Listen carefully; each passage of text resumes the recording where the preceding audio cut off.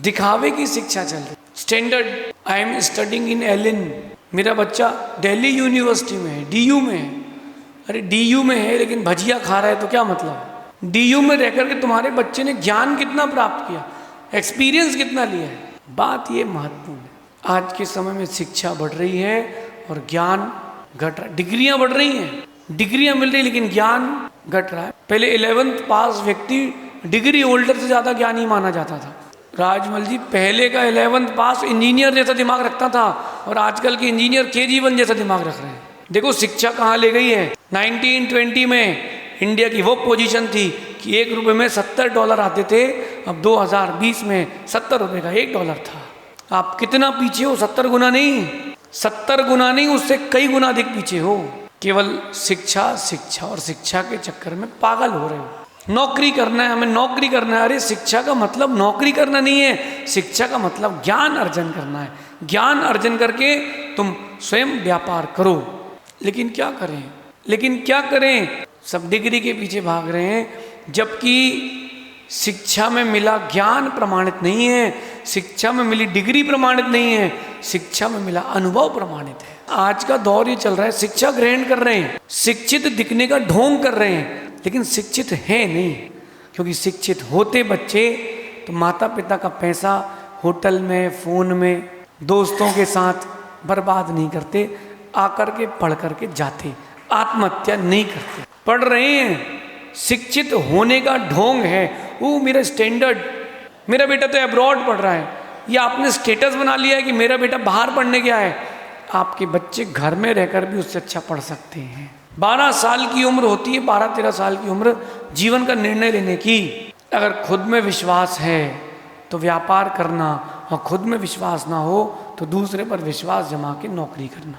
12-13 साल की उम्र हो जाती है कि अब करना क्या है। मैंने तो 12 साल चालू कर दिया था। कठिन प्रयास है, शायद बड़ा इतिहास है। मेरे को MBA करना है पापा, MBA कर लिया। अब 2 साल पापा जॉब करना है, नौकर बन गए। अब उसकी सोच छोटी सी हो गई है, 50,000 कमाओ जियो। फास्ट मूविंग चल रही दुनिया। ध्यान रखना, डिग्रियां कभी काम नहीं आएंगी, काम तुम्हारा अनुभव आएगा। जो शिक्षित लोग होते हैं वो नौकरी करते हैं, जो शिक्षित होने के साथ ज्ञान और अनुभव लेते हैं वो नौकरी पे रखते हैं। मैं फिर से कह रहा हूँ, शिक्षा लेना बुरा नहीं है, शिक्षा लेना चाहिए, लेकिन शिक्षा में डिग्री के पीछे नहीं, अनुभव के पीछे भागना चाहिए। प्रैक्टिकल, तुम्हारे पास प्रैक्टिकल नॉलेज क्या है।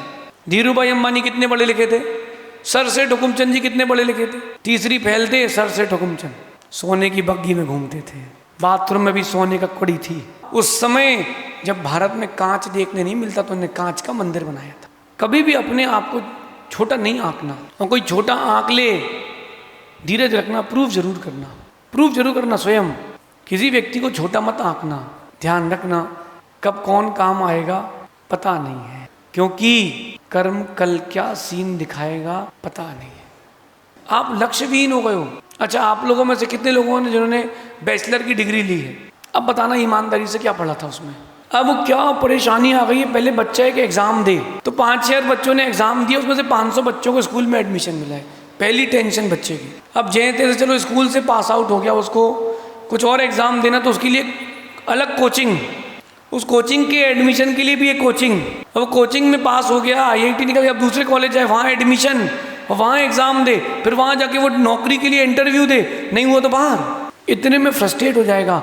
इंडियन गवर्नमेंट को सोचना चाहिए, इंडियन एजुकेशन सिस्टम वर्स्ट हो गया है, वो केवल पैसे कमाने का साधन रह गया है। क्या चल रहा है, जिसको शिक्षा अधिकारी क्यों ना, उन सबको सब पता है। जब पता है तो एक्शन भी लेना चाहिए।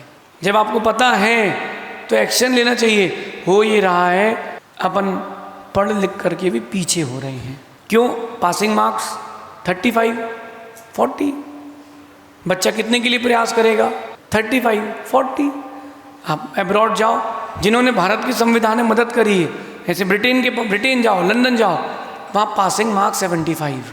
तुम्हारे यहाँ का पढ़ा लिखा उनकी यहाँ का गधा बराबर। समझे क्या? तुम्हारे यहाँ का पढ़ा लिखा उनके यहाँ का गधा। और पढ़ाई सिखाते हैं तो पंक्चुअलिटी सिखाते हैं। शुरू के 5 दिन में अगर आपने वो जमा किया असाइनमेंट तो 10 नंबर ज़्यादा मिलेंगे, 110 मिलेंगे। 5 से 10 तारीख के बीच में किया है, 5 नंबर ज़्यादा मिलेंगे। इसके बाद किया 5 नंबर कम, उसके बाद किया 10 नंबर कम। बच्चा पंक्चुअलिटी सीखता है। जो पंक्चुअल रहते हैं वही मैनेजमेंट सीख पाते हैं, वही लोग मैनेजमेंट सीख पाते हैं। सीखिए। मैं आपको बताता हूँ शिक्षा क्यों ली जाती है। अच्छा आप बताओ क्यों ले रहे हो? नहीं, जो आज के बच्चे उनसे पूछे ना संजय भी, अपन पहले के लोग नैतिकता पढ़ते थे, व्यक्तित्व का निर्माण बेटा यही शिक्षा है। और कोई बोले कि बाहर जाके पढ़ना चाहिए, तो अपने माता पिता का पैसा और वक्त बर्बाद कर रहे हो, माता पिता से कहे उसके बच्चे का भविष्य बर्बाद कर रहे हो। बोलना भैया तुमने पढ़ के क्या कर लिया? तुम भी तो रोटी बना रहे हो। तुमने पढ़ लिख के क्या कर लिया? तुम दूसरे को समझा नहीं पा रहे हो। तुमने पढ़ लिख के क्या कर लिया? तुम दूसरे को समान रूप से नहीं देख पा रहे। तुमने पढ़ लिख के क्या कर लिया? ऐसे पढ़े लिखों से हम गंवार ठीक हैं, जिसके अंदर सौहार्द ना हो, प्रीति ना हो, धर्म ना हो, जिसके अंदर परस्पर में प्रेम ना हो, गुरुओं के प्रति श्रद्धा ना हो, ऐसे लोगों से क्या बात करना है? अशिक्षित लोग हैं, ये तो डूबेंगे, तुमको भी ले डूबेंगे। ध्यान रखना, शिक्षा जीवन का अंग है और अनुभव जीवन की पूंजी। भारत के एक एक खून में नौकरी नहीं है, भारत के बच्चों में व्यापार भरा है, राज्य करने की ताकत है। लेकिन क्या बताएं, मूर्खों की टोली में सब चल रहे हैं। मैं कहूँ 1 रुपये कमाओ, अपना कमाओ ना। आज की तारीख में अगर मोहित कोई 25-30 हज़ार रुपये कमा रहा तो उतना सब्जी वाला भी कमाता है भाई, पान वाला कमा लेता है। समझ रहे बेटा? अनुभव की ओर भागना। शिक्षा तुम्हारे जीवन का अंग है, छूटना नहीं चाहिए।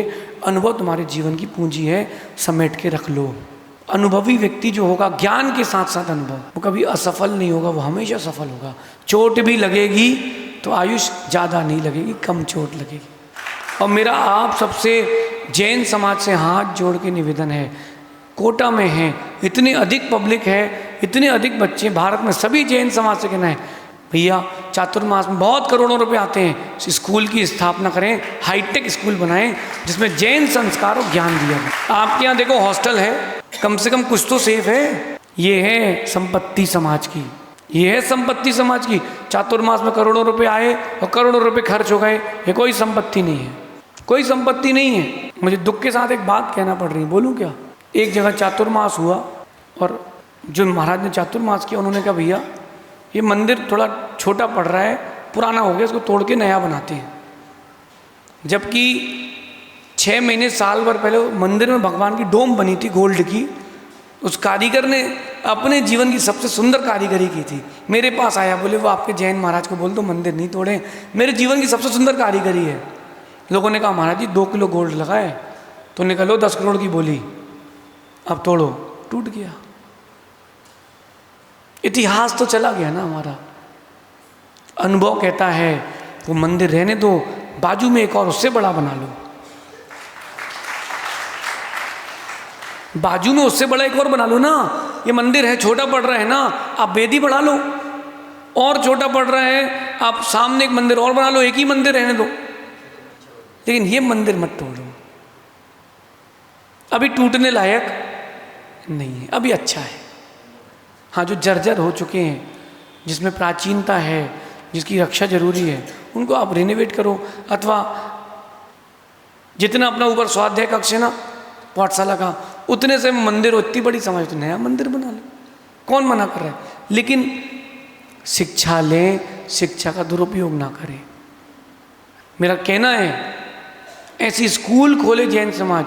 हमको ये कोई अभिलाषा नहीं कि मेरे नाम पर खोलो, हमने अपने नाम पर कुछ भी नहीं किया, क्योंकि मेरा नाम तो अभी हुआ है, भगवान महावीर के नाम पर करो, कुछ तो करो। एक अच्छी कोटा में एक अच्छी ऐसी स्कूल हो जिसमें बच्चा होमवर्क स्कूल से ही करके लौटे, घर पर आते 2 घंटे उसको खेलने मिले, ट्यूशन ना जाए।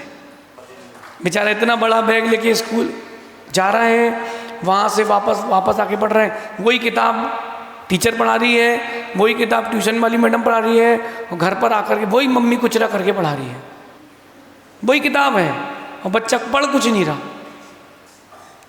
क्योंकि स्टडी एजुकेशन, जो आपका एजुकेशन सिस्टम है, वो ख़त्म हो चुका है, ख़त्म, जीरो। आने वाला समय विकराल आएगा। हंस चुगेगा दाना मन का और कौआ मोती खाएगा।